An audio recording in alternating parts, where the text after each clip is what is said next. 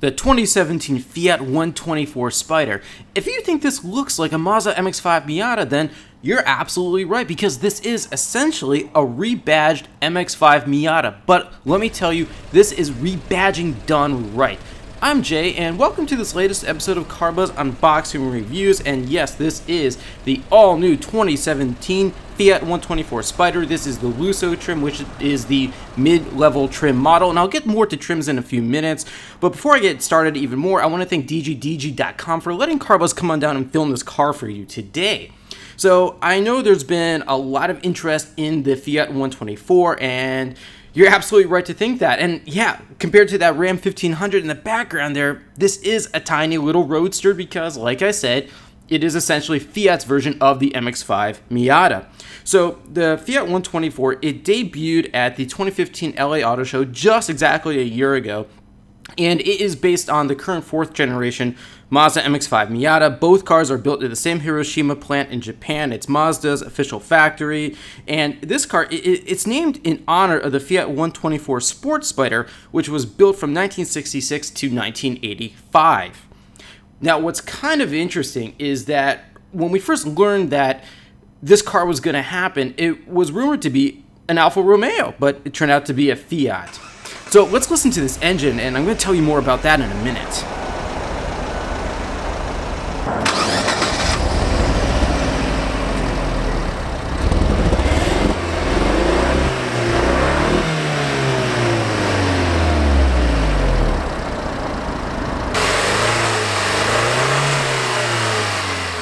Alright, so perhaps that is the biggest difference between this car and the Mazda MX-5 Miata. Now, under the hood, you just heard a turbocharged 1.4-liter 4-cylinder engine with 160 horsepower and 184 pound-feet of torque.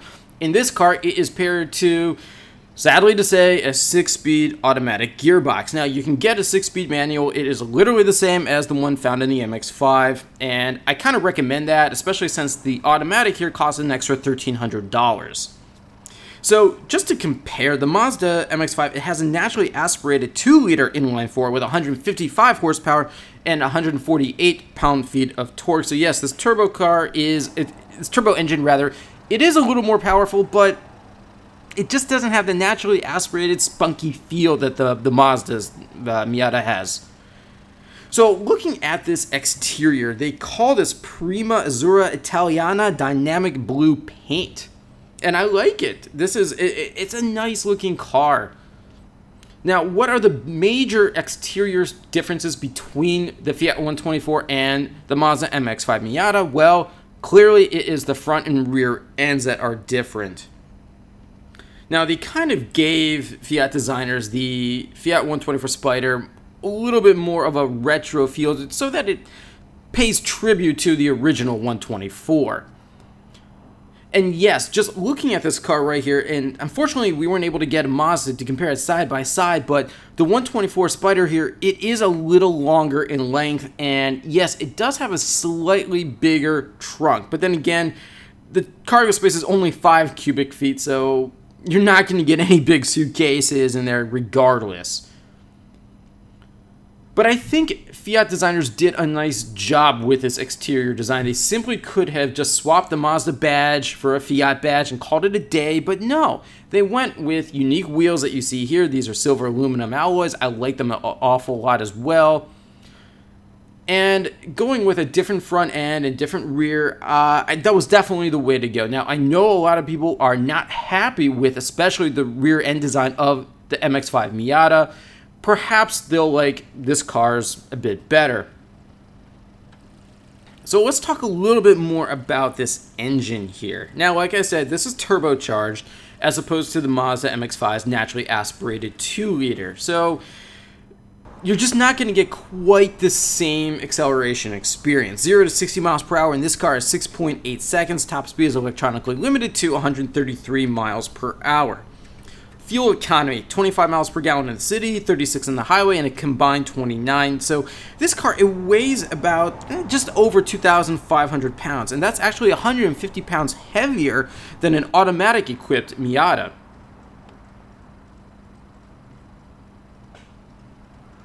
Now, let's take a look at this interior because I have nothing but praise for it. And yes, this is literally identical to the Mazda MX-5's interior as well, and that's a very, very good thing. Biggest change that you see here, that Fiat emblem on the steering wheel swapped out in place of Mazda's emblem. Now, they call this leather saddle color, and yeah, it makes sense. And I think combined with that Prima Azzurra Italia dynamic blue exterior paint, this is just a killer color combination here. And yes, this is a very high quality interior as well. Everything that you get on the Mazda MX-5, you get here as well. And of course, this is just a two-seat roadster, no rear seat. Interior space is tight, it is no different than the Mazda's. But I really do like that black piano plastic, again, also found on the Mazda. And overall, this is a comfortable car, not for long distance road trips. I want to stress that. Remember, it's just a fun little roadster to drive around town, and I think with this Fiat 124, it's going to appeal more to people who want maybe something more of a cruiser as opposed to the MX-5's real driving enthusiast purist feel. Now, other standard features you get in the 124 here is a 7-inch display, integrated voice command with Bluetooth, 4 speakers, air conditioning and temperature control, leather-wrapped steering wheel, like I mentioned, the piano black accents, a silver roll bar cover, manual 6-way driver's seat, and a 4-way passenger seat. And of course, you get some rear console lockable storage. But this car, like I mentioned, it is the mid-level Lusso trim. You have 3 trims available for the Fiat 124. You have the Classica, which is the base, the Lusso that you see here, and the top trim, Abarth. So this particular one, it's equipped with, believe it or not, $7,505 worth of options, including that 6-speed automatic transmission. So where does all that extra money go towards? Well, this infotainment system here, that's not it. Again, this is what you get in the Mazda MX-5. But this particular Fiat 124 is equipped with a 50th anniversary package called Prima Edizione. And it features a numbered anniversary badge, an owner's kit with a leather bag, a blue leather journal, and pen. Yeah, if you want a blue leather journal and pen and you want to pay $7 grand extra for it, be my guest. I think you can kind of tell I'm not a big fan of anniversary packages. They just cost a lot more, and I don't think it's going to be anything collectible in the future, ever.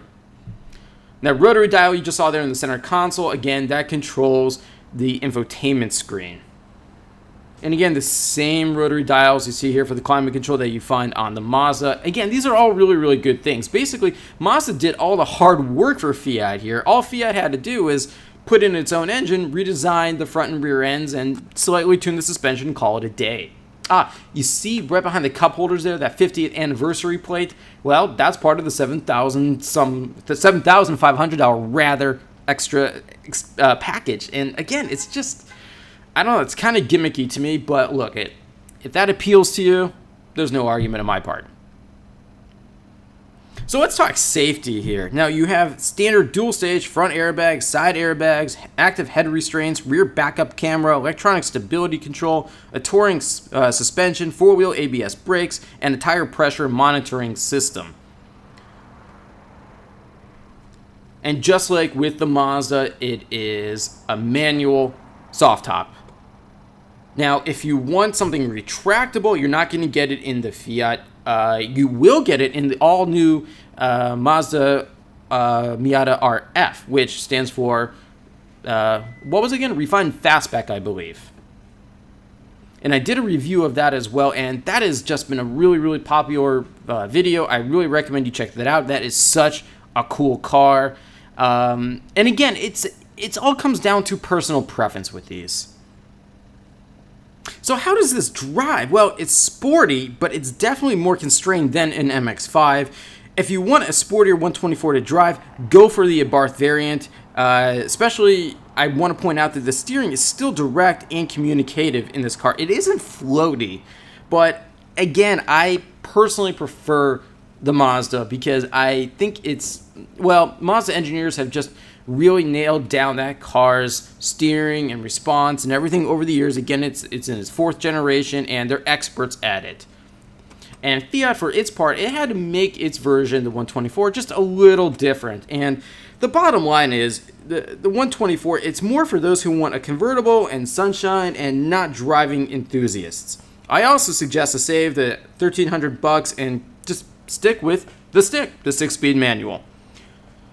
So let's bring up some pricing here. Now, the base price for a Classica, again, that's the base model, is $25,990. The Lusso that you see here starts at $27,495. Now, the Abarth, that climbs up to $28,195. Now, this car, as tested, again, with that 50th anniversary package, $7,500, $995 destination fee, you're looking at a grand total $35,995 for this car. So basically you're paying $36,000 for a Miata with different badges and a different front and rear end. Like I mentioned, if this appeals to you, great. You're still getting a fantastic little roadster here. But if you want a more enthusiast drive, go for the Miata. And if you really must have a Fiat 124, the most enthusiast one you can get is the Abarth, but again, skip out in the 6-speed automatic and go for the manual. Now, what I don't like, and I think this is a direct begging prayer, I have to say, to Fiat. Why on earth did you not put paddle shifters with the 6-speed automatic? You can only get the paddle shifters in the Abarth, but you can't get it in the base or this Lusso trim model here, and I just don't understand why not. So, Fiat, if you're listening, do something about that, please. Now, what do I like about this car? Well, it has a nice smooth ride, great steering, and strong brakes, and let's just say it's a bit classier and quieter than an MX-5. And especially with the fabric roof that you get here, and that fabric roof is only offered on the top trim Miata Grand Touring. So what's some of the competition? Well, aside from the Mazda MX-5, you're also going to get the new MX-5 RF, the Subaru BRZ, and the Toyota 86, but the latter two are only coupes. So if you're looking for probably one of the best driving roadsters on the market, you got 2 choices right now, well, affordable ones rather, this car and the Mazda. Which would I choose? Because I know a lot of you are going to be asking me that. Personally, I think it's pretty clear. I would go with the Mazda. I do like its rear end styling. I can see how people like this one a bit more. It is a little more conservative, but there's just something about the Miata. The moment I saw it, I fell in love with it. But I have to say that Fiat did a nice job with its 124. Fiat in the USA really needs new product right now. It just can't get by alone on the Fiat 500, the 500X, and that minivan 500L version. It's just not good enough. It needs something fun, and the 124 delivers on that. So I'm out of time for today. Everyone, thanks so much for watching. Any more questions for me, please leave them in the comment section below. Any suggestions for future unboxing reviews, also leave those in the comment section. And be sure to subscribe to the CarBuzz Unboxing YouTube channel, and I'll see you all next time. Thanks again for watching.